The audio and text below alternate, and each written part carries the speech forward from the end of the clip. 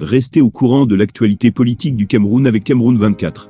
Notre équipe de journalistes expérimentés fournit des informations vérifiées en temps réel, avec une vue équilibrée sur les questions controversées. Nous sommes une source d'informations fiables basée sur des faits vérifiés et des sources crédibles. Abonnez-vous dès maintenant à Cameroun 24 pour ne rien manquer des derniers développements politiques et rejoindre une communauté engagée et informée.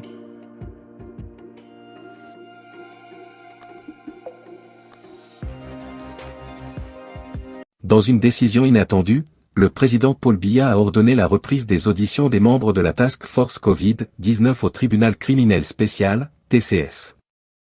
Cette directive intervient 3 jours seulement après l'attribution de médailles aux membres des Task Force Covid-19 et CAN 2021.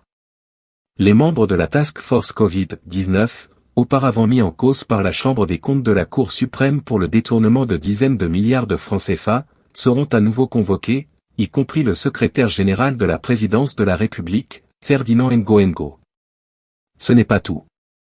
Le président a également autorisé l'ouverture d'une enquête sur l'affaire Glencore au TCS.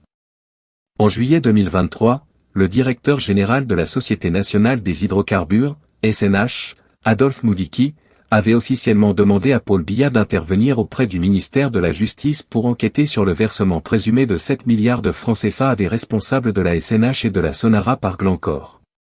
Ces paiements étaient liés à l'exploitation des champs pétroliers, la commercialisation et des contrats d'achat de pétrole.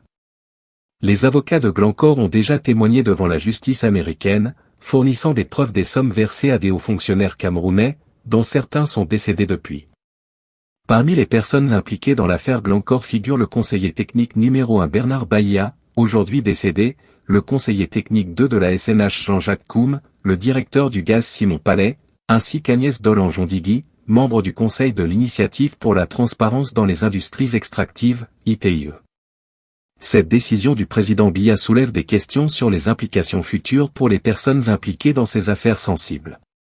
La réouverture des enquêtes et les auditions à venir laissent entrevoir des développements majeurs dans ces dossiers complexes, qui pourraient avoir un impact significatif sur le paysage politique et économique du Cameroun. Les Camerounais restent en attente des résultats de ces enquêtes, dans l'espoir que la justice soit rendue de manière équitable et transparente.